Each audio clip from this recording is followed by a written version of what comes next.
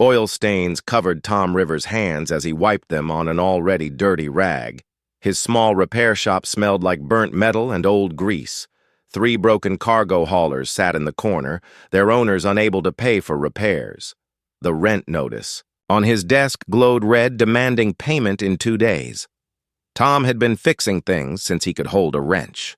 His father taught him that every machine had a heartbeat, and if you listened carefully, you could hear what was wrong. But lately, the only heartbeat Tom heard was his own, racing with worry about money. The workshop door chimed as someone entered. Tom looked up from the engine he was pretending to work on and saw something that made him blink twice. The visitor looked almost human, but not quite right. Its skin had a strange shimmer, like oil on water. Thin lines that looked like veins ran just under the surface, but they glowed with a soft blue light instead of carrying blood. "Are you the mechanic?" the being asked. Its voice sounded normal enough, but there was something musical about it. "That's what the sign says." Tom set down his tools and walked over. "What can I do for you?" The being moved in a way that reminded Tom of dancers he'd seen on the entertainment channels. Every step seemed planned and graceful. "My name is Kai. I have a problem that most mechanics cannot fix." Tom had heard that line before. Usually it came from customers who had tried to fix things themselves and made them worse. "Let me guess. You tried to repair it yourself?" "No." Kai stepped into the light, and Tom saw its eyes. They kept changing color, shifting from blue to green to something that looked like gold. "I am the thing that needs repair." That made Tom pause. He'd worked on androids before, but they were clunky things with obvious mechanical parts. This Kai looked like someone had built a person and then decided to make it better. "You're some kind of android?" "Something like that." Kai lifted its arm and pressed something on its wrist. The skin became transparent, showing the inside. Tom had never seen anything like it. Organic-looking tubes carried glowing fluid between parts that seemed both grown and built. "My systems are failing."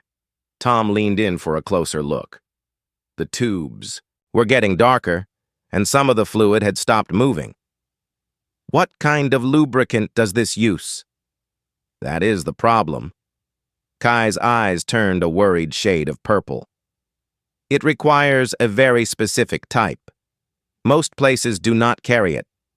"Show me what you need." Kai pulled out a small data pad and showed Tom a chemical formula. Tom read it twice, then checked it against his supplier database. His stomach dropped when he saw the price.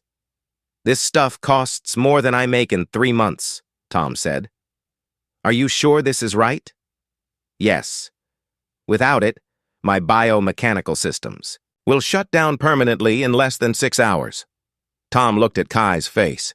Even though it wasn't entirely human, he could see real fear there. "How much money do you have?" Kai reached into a small bag and pulled out some standard credit chips.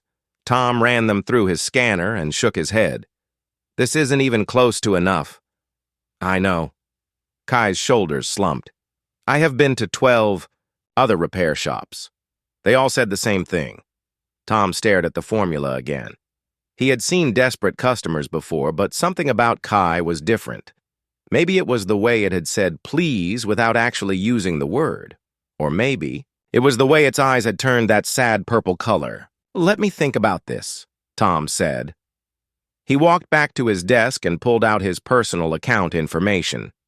His emergency fund showed just enough to cover the cost of the lubricant, but that would leave him with nothing.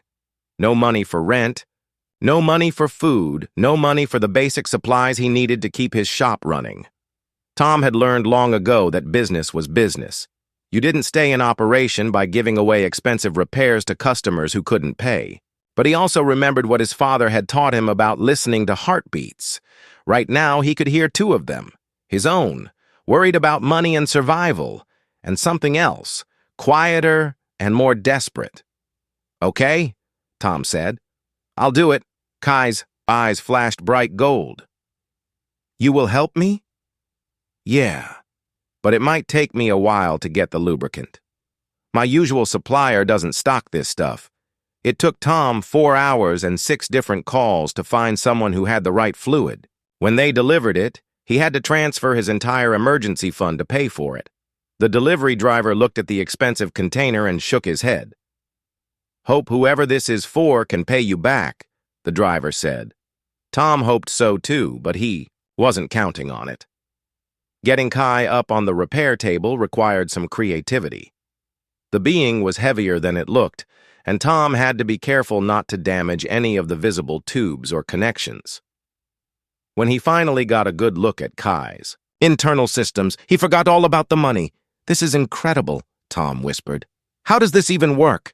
The inside of Kai looked like someone had grown a garden made of metal and light. Organic tubes connected to quantum processors.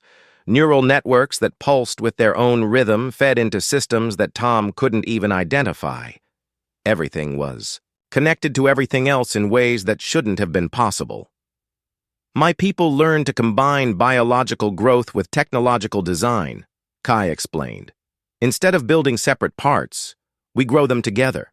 Tom had never seen anything like it. Human technology was all separate pieces bolted together. Even their best androids were just computers wearing human-shaped shells. This was something completely different. "How old is your civilization?" Tom asked as he carefully drained the old fluid from Kai's systems. "We measure time differently than you do, but in your terms, we have been working with this technology for about 50,000 years. Tom's hands stopped moving. 50,000 years? Yes, we have had time to learn many things. As Tom worked, replacing the old lubricant with the new fluid, Kai asked him questions. Why had he decided to help? What did he think about when he worked? Did humans always help strangers who couldn't pay them back? Not always, Tom admitted, as he sealed the last connection. But my dad taught me that sometimes you do things because they're right, not because they make sense. The new fluid began circulating through Kai's systems. The dark tube started glowing again, and the being's skin returned to its normal shimmer. When Kai sat up on the repair table, its eyes were the brightest gold Tom had ever seen. "How do you feel?" Tom asked. Kai stood and moved its arms and legs, testing each joint. "Perfect. You have saved my life." "Just doing my job." "No." Kai looked directly at Tom. "You did much more than your job. You sacrificed your own security to help someone you had just met. That is not common in this galaxy." Tom cleaned his tools and tried not to think about his empty bank account. "What are you going to do now?" "Continue my journey. But first I want to know something. What do you dream about?" The question caught Tom off guard. "Dream about? When you imagine a perfect life, what do you see?" Tom thought about it. "I guess I'd like to explore.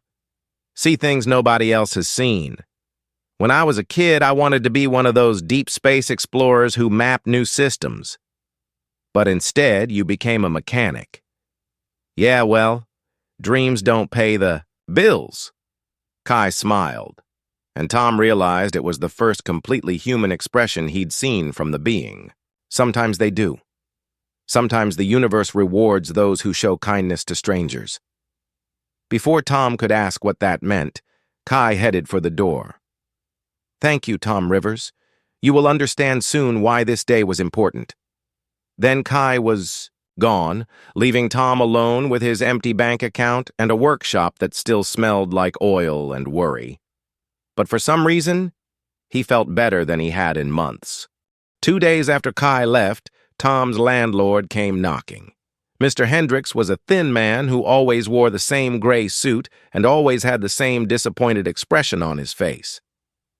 "Rivers, your rent was due yesterday," Hendricks said, stepping into the workshop without being invited. Tom looked up from the small job he was working on. A trader had brought in a broken scanner that would pay enough for a few meals, but nothing close to what he owed for rent. "I know. I'm working on it." working. On it isn't paying it. Hendricks picked up a tool from Tom's workbench and examined it like he was thinking about taking it. I've got 3 other people interested in this space. People who can actually pay. Give me another week. I gave you last week. And the week before that. Hendricks set the tool down harder than necessary. You've got until tomorrow morning. Rivers.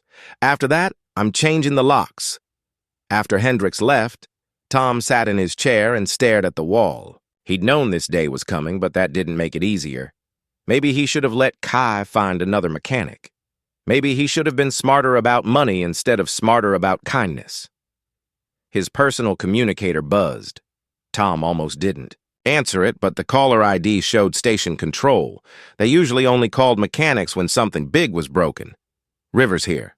Tom, this is Control. We need you in Docking Bay 94. There's some kind of situation with an unregistered vessel. Tom perked up. Emergency calls paid well, especially if they came from station control.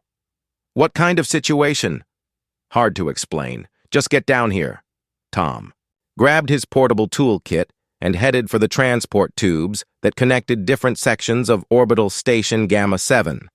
The station was shaped like a wheel, with the docking bays on the outer rim. Bay 94 was in a section Tom rarely visited, where the expensive private ships docked. When he arrived, he saw a crowd of station control officers standing around looking confused. In the center of their circle was a ship unlike anything Tom had ever seen. Most ships looked like what they were, metal boxes with engines stuck on the back. This one looked like someone had grown it instead of building it. The hull curved in smooth lines that seemed to flow from one section to another. The surface wasn't quite metal and wasn't quite something else. It caught the light from the bays, overhead panels, and reflected it back in colors Tom didn't have names for. What's the problem? Tom asked the nearest officer. Ship showed up 6 hours ago with proper docking clearance, but it's not in any of our databases, the officer explained. And get this, the manifest lists you as the designated recipient. Tom blinked. Me? Thomas Rivers, license number 447 Alpha 9. That's you, right? Yeah, but I didn't order anything, especially not a ship.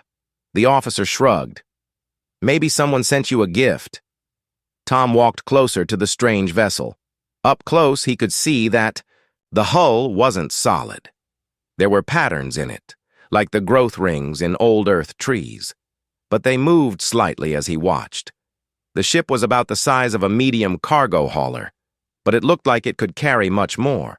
Has anyone tried to contact whoever brought it here? That's the weird part, another officer said. There's no record of it arriving. Our sensors show it requesting docking permission, then suddenly it was just here, like it appeared out of nowhere.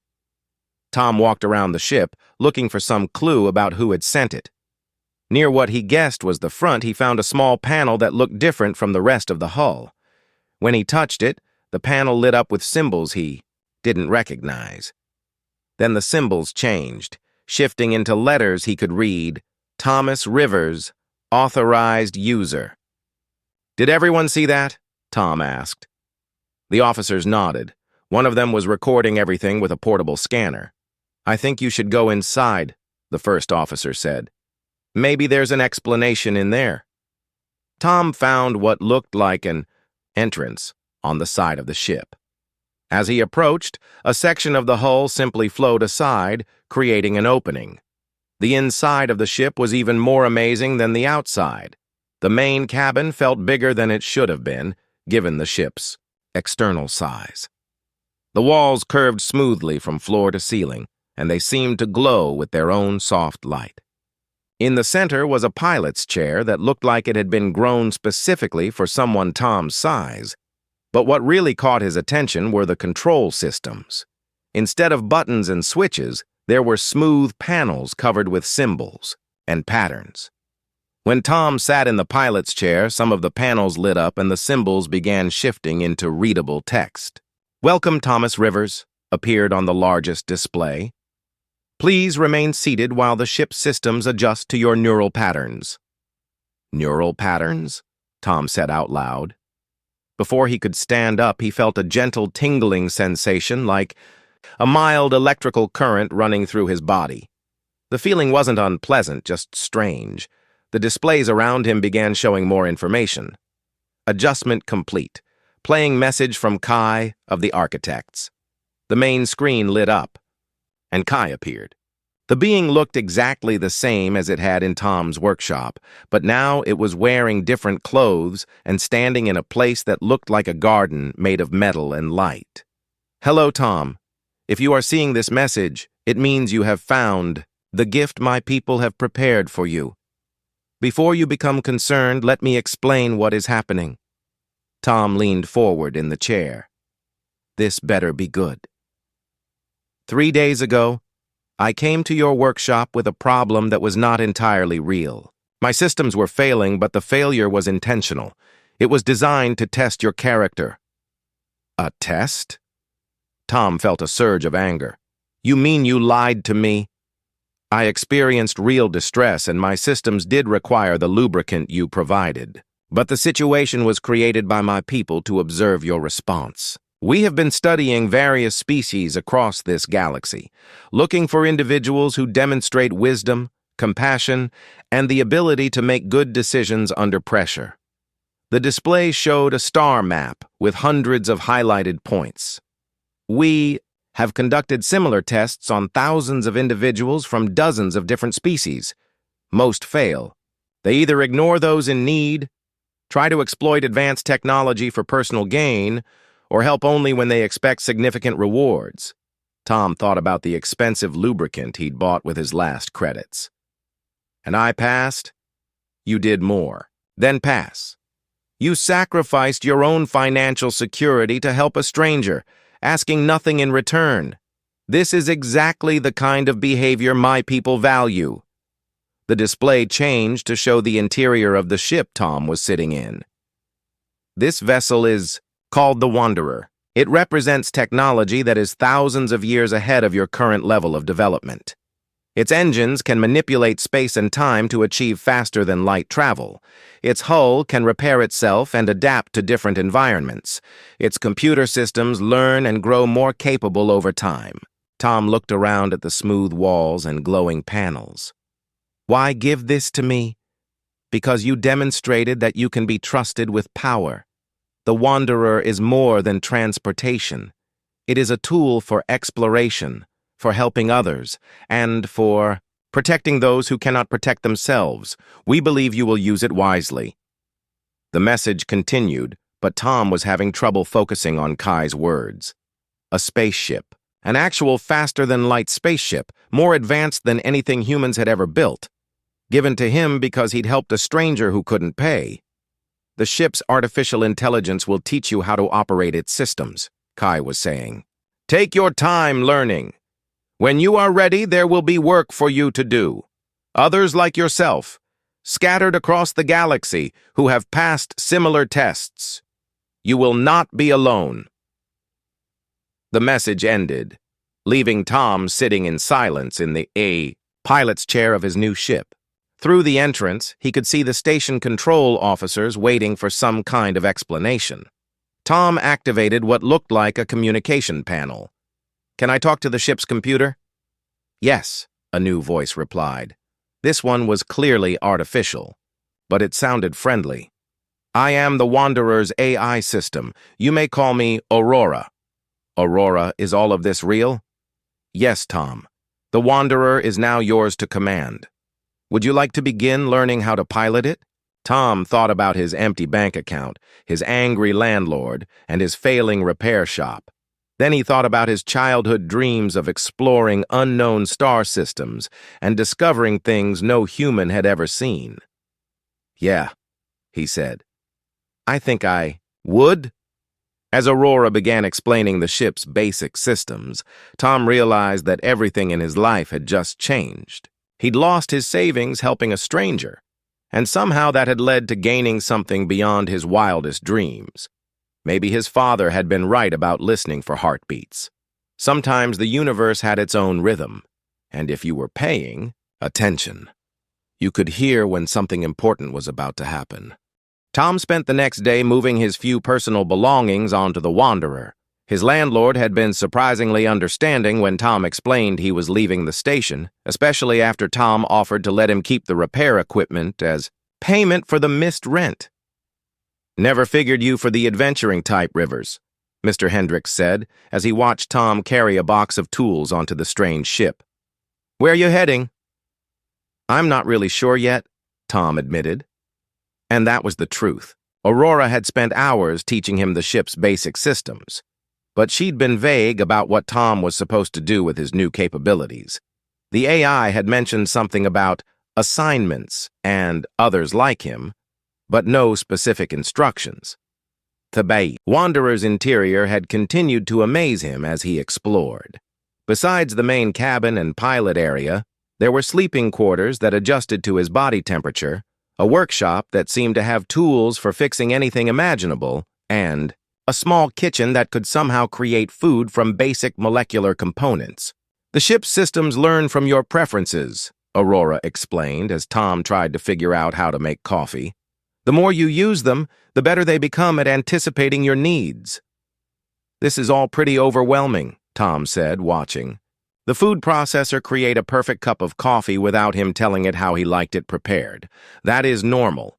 Previous recipients of architect gifts have needed time to adjust. Would you like to review some historical examples? Previous recipients. Aurora's voice took on what Tom was learning to recognize as her teaching tone.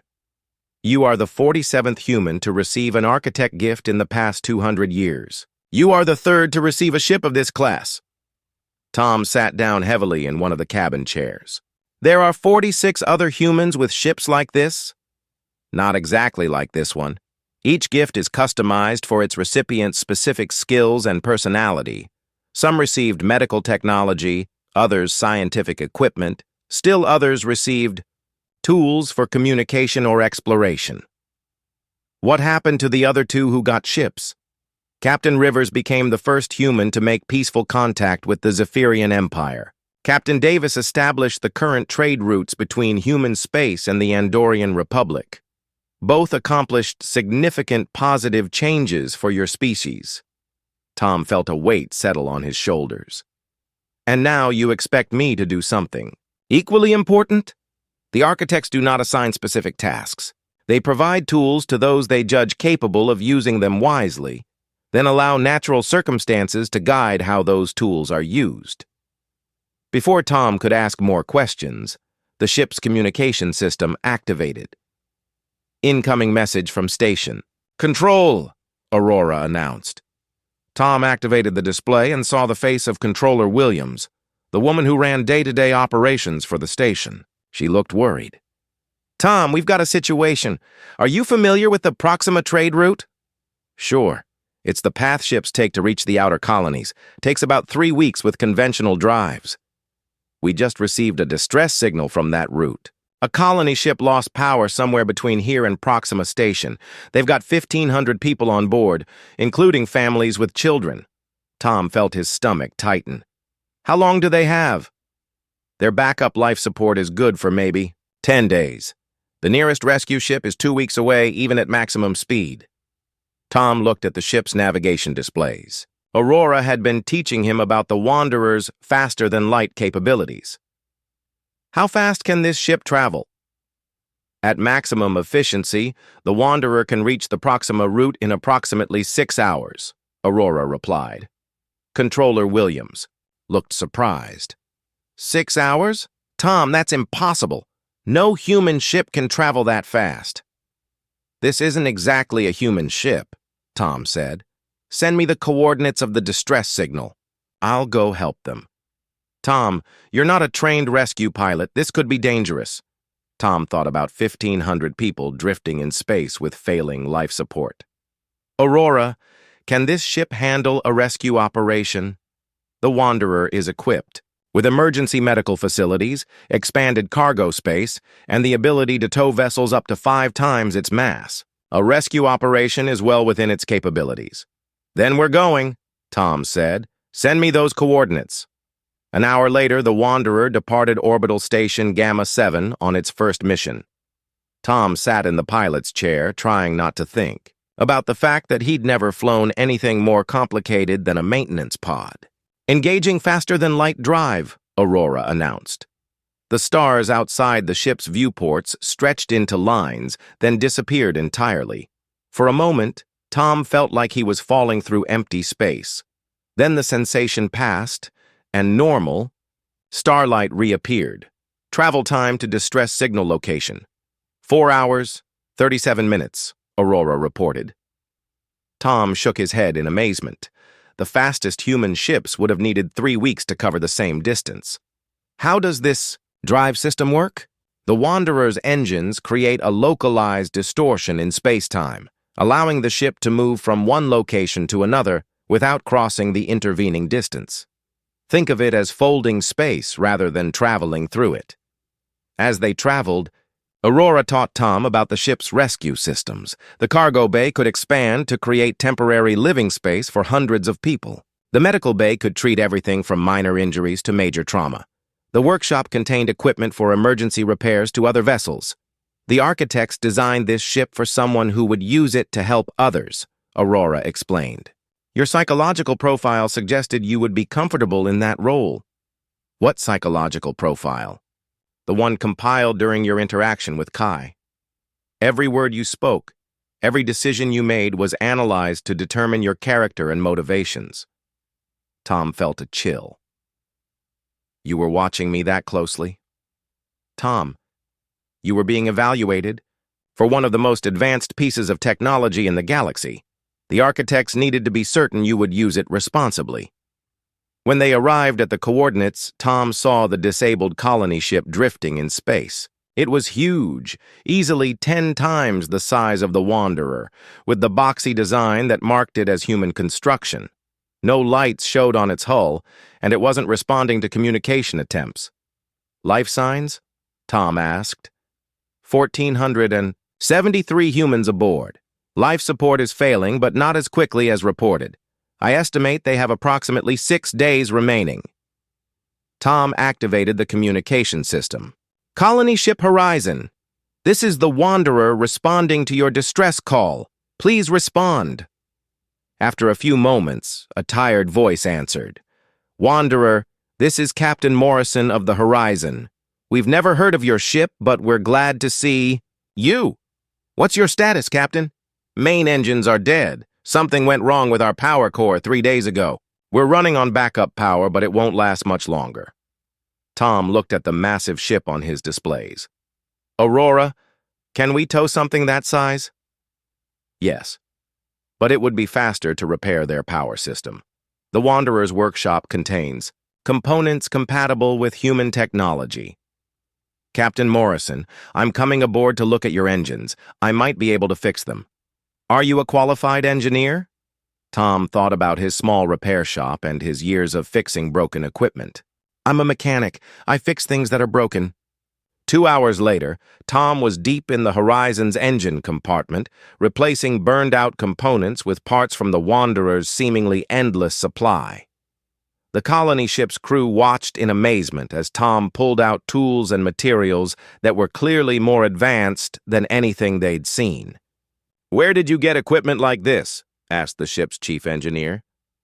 It's a long story, Tom replied, installing a new power coupling that was somehow perfectly compatible with the colony ship's systems despite being made with technology thousands of years more advanced.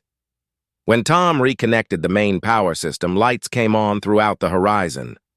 Cheers echoed through the corridors as families realized they were safe. Captain Morrison shook Tom's hand when the repairs were complete. I don't know who you are or where you came from, but you saved 1,500 lives today. Tom looked through the viewport at his strange ship docked alongside the colony vessel. Just doing what needed to be done. The company will want to reward you for this. There'll be money? Probably a commendation from the Colonial Authority. That's not necessary, Tom said. I'm just glad everyone's safe. As Tom prepared to return to the Wanderer, Aurora's voice spoke privately in his ear through a small communicator. Congratulations, Tom. You have completed your first assignment. Assignment? I thought you said the architects don't give specific tasks. They don't, but they do arrange for opportunities to present themselves to those who have their gifts. The Horizon's power failure was not entirely accidental. Tom stopped walking. You mean this was another test? Not a test. A first mission.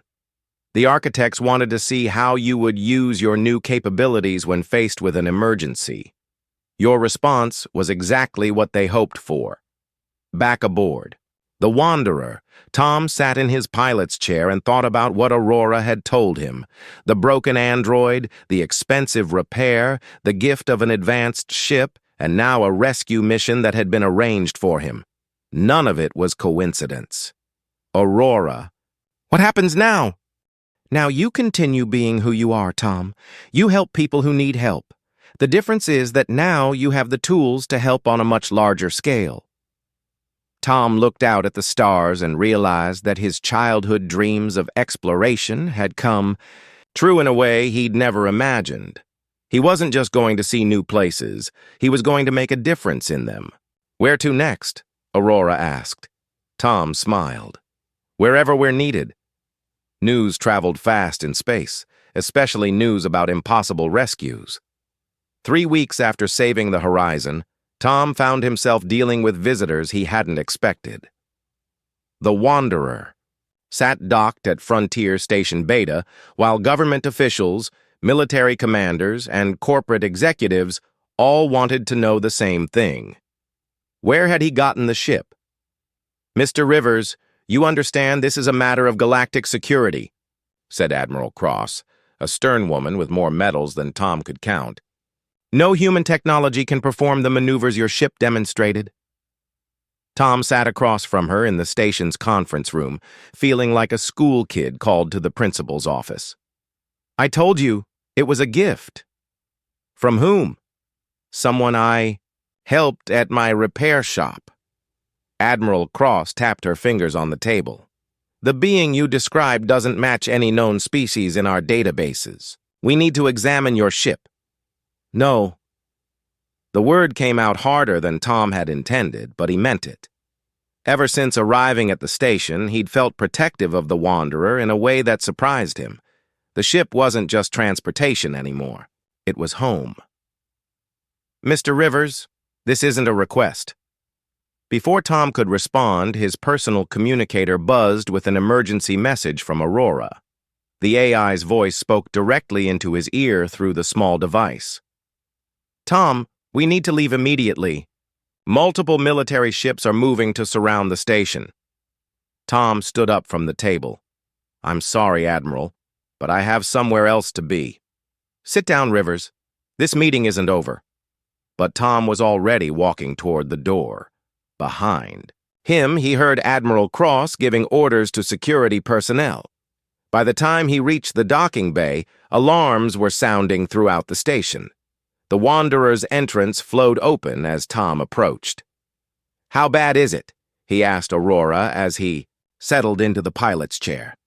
6 military vessels in attack formation. They're powering weapons. Tom felt sweat on his forehead. Can we get out of here without hurting anyone? Yes, but it will require revealing more of our capabilities than might be wise. Through the ship's communication system, Tom heard Admiral Cross's voice broadcasting on all frequencies. Wanderer, you are ordered to remain docked and submit to inspection. Any attempt to leave will be considered an act of aggression. Tom looked at the tactical display showing the military ships surrounding the station. Each one was armed with enough firepower to level a city. Aurora, I don't want to fight them. These are good people trying to protect humanity. Then we won't fight them. But we will leave. The Wanderer undocked from the station so smoothly that Tom barely felt it. Outside the viewports, he saw the military ships moving to intercept. Warning shots flashed past the ship's hull. Engaging defensive systems, Aurora announced calmly. The space around the Wanderer shimmered like heat waves. The military ship's weapons fired again, but their energy beams bent away from the ship, as if hitting an invisible barrier. What is that? Tom asked. Localized gravity distortion. The weapons are being redirected harmlessly into space. Tom watched in amazement as the Wanderer moved between the military ships without any of them being able to lock onto it. Their targeting systems couldn't seem to track something that bent space around itself. "Wanderer, respond immediately or we will use full force," Admiral Cross transmitted. Tom activated the communication system. "Admiral, I'm not your enemy. I'm trying to help people." "Then submit to inspection." "I can't do that, but I promise you this ship will only be used to protect and help others." Before the Admiral could respond, Aurora engaged the faster-than-light drive. The military ships and the station disappeared in a stretch of stars. "Where are we going?" Tom asked. "Somewhere we can talk without interruption. There are things you need to know about your situation." 20 minutes later, the Wanderer dropped out of faster-than-light travel near a small asteroid field. Tom had never seen this part of space before, but Aurora assured him they were still within human territory. "Tom, it's time you learned the complete truth about the architects and their testing program," Aurora said. The main display activated, showing Kai's face again, but this time the being looked more serious than Tom remembered. "If you are viewing this secondary message, it means you have encountered resistance to your new role," Kai began. "This is normal and expected. What you must understand is that the test you passed was only the beginning." The display changed to show a star map with hundreds of highlighted points, each one pulsing with different colors. For the past 1,000 years, the architects have been conducting these tests across the galaxy. Not just on humans, but on dozens of species.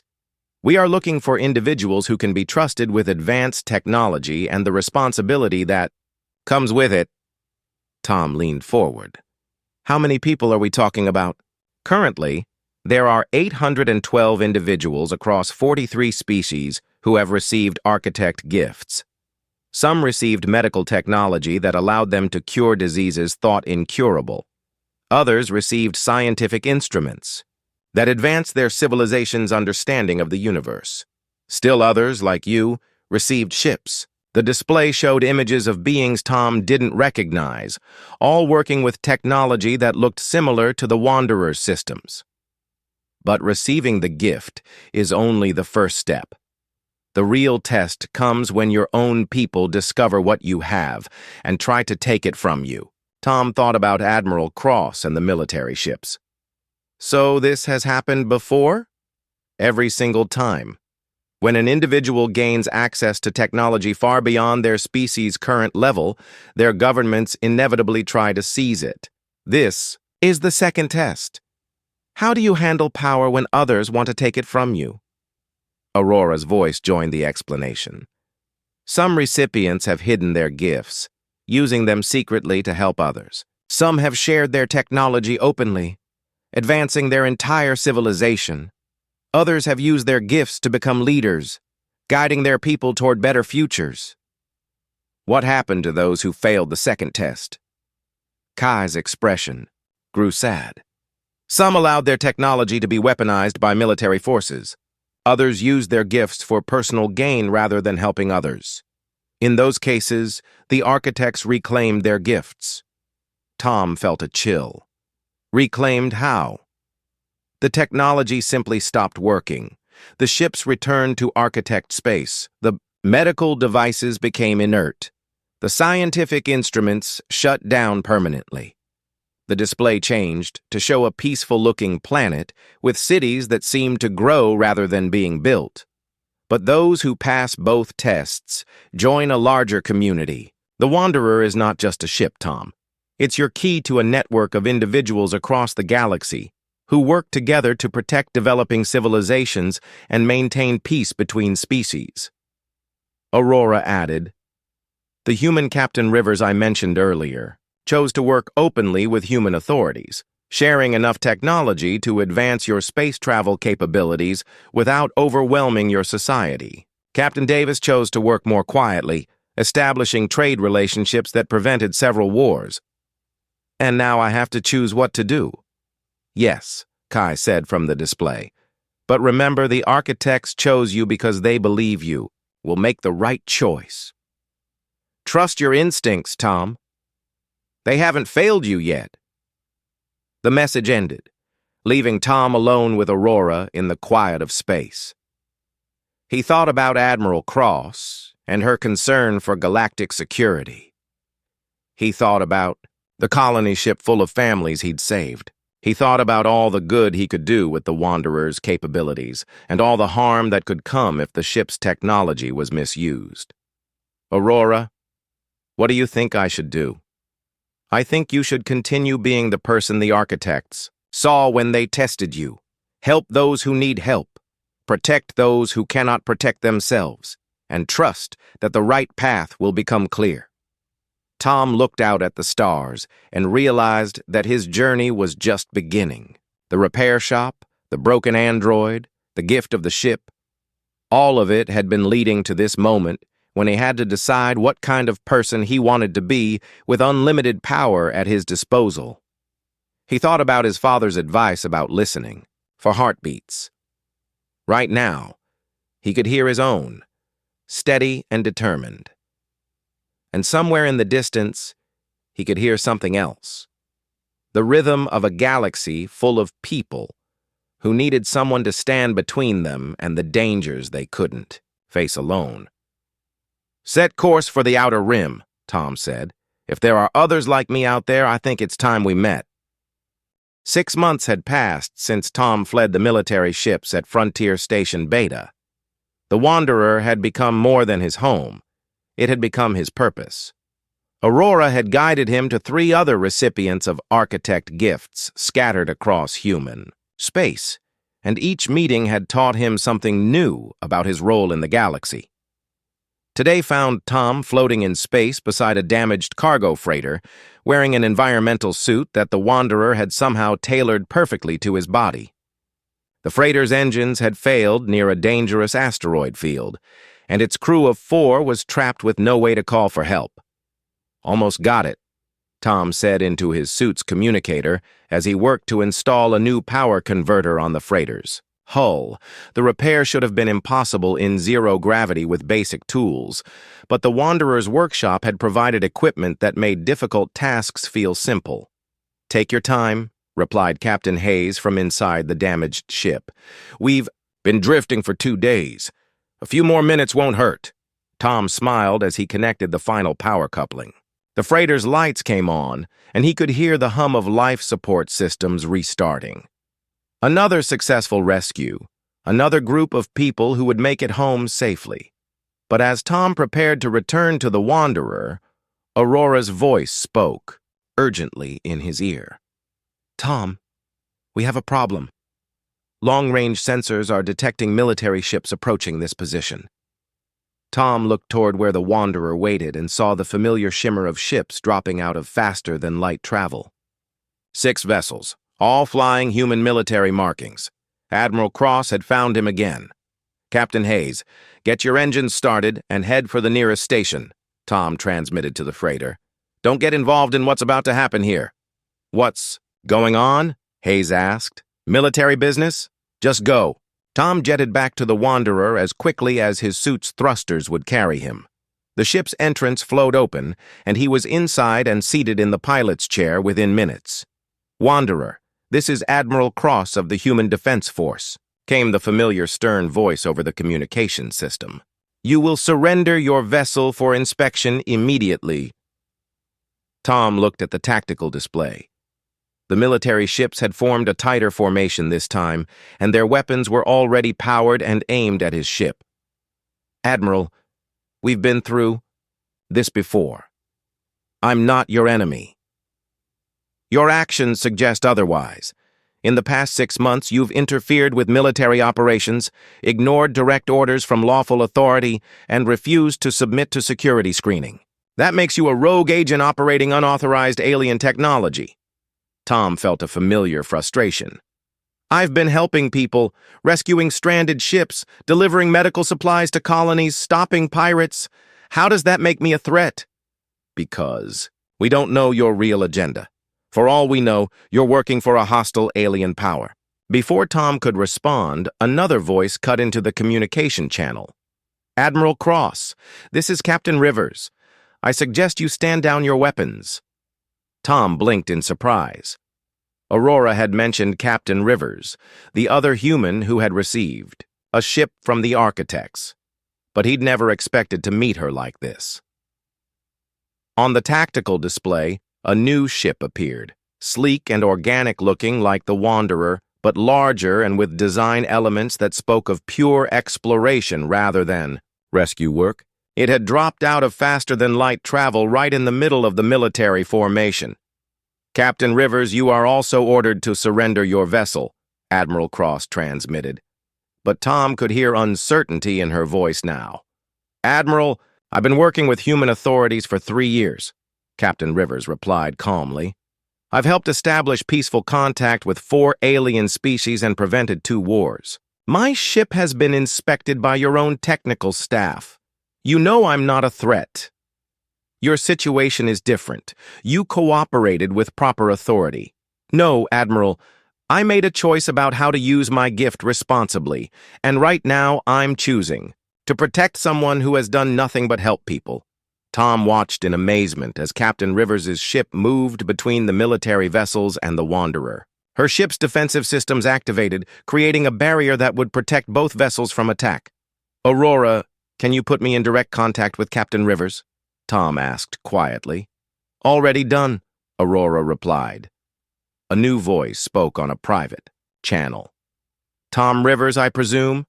I'm Captain Anna Rivers. No relation despite the name. I've been watching your work. Very impressive. Thank you. But I don't understand why you're here. Because it's time for you to make a choice about how. You want to use your gift. You can keep running from human authorities forever, or you can find a way to work with them." Tom looked at the military ships surrounding them. "They want to take my ship apart and turn it into a weapon." "Some of them do, but not all of them. Admiral Cross is a good person trying to protect humanity from threats she doesn't understand. The question is, can you help her understand?" Over the main communication channel, Admiral Cross was demanding that both ships surrender immediately. Tom could hear the stress in her voice. She was facing 2 vessels with technology beyond anything her ships could handle, and she knew it. "Admiral," Tom transmitted, "I want to make you an offer." "You're in no position to make offers, Rivers. I disagree. I want to meet with you face to face. No weapons, no tricks. Just 2 people talking about how to protect the humans we both care about." There was a long pause. "What kind of meeting?" "Pick a neutral location. A space station, a colony, anywhere you feel safe. I'll come alone, and I'll answer your questions. All of them." Captain Rivers' voice came over the private channel. "Good choice, Tom. That's exactly what I did 3 years ago. And I want something. In return," Tom continued, "I want you to look at the record of what I've actually done with this ship. Not what you think I might do, but what I have done. Rescuing stranded ships, delivering medical supplies, stopping criminals. Ask yourself if that sounds like the behavior of an enemy agent." Admiral Cross was quiet for a long moment. Tom could imagine her weighing the risks of trusting him against. "The risks of fighting him. Concordia Station 3 days from now," she finally said. "You come alone, unarmed, and you submit to a full debriefing about your activities and the source of your technology." "Agreed. But Admiral, I won't let you take my ship. It doesn't belong to me to give away. We'll discuss that when we meet." And the military ships powered down their weapons and began moving away from the Wanderer. Captain Rivers' ship stayed where it was. "Well done," Anna Rivers said over the private channel. "You handled that exactly right." "I hope so. I've been running for 6 months. I'm tired of being treated like a criminal for helping people. The running is part of the test, Tom. The architects need to know that their gifts won't be misused even under pressure.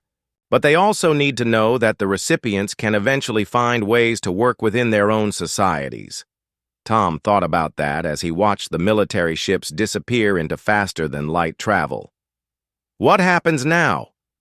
"Now you prove to Admiral Cross that you can be trusted, and if you succeed, you'll have official support for your work instead of official opposition."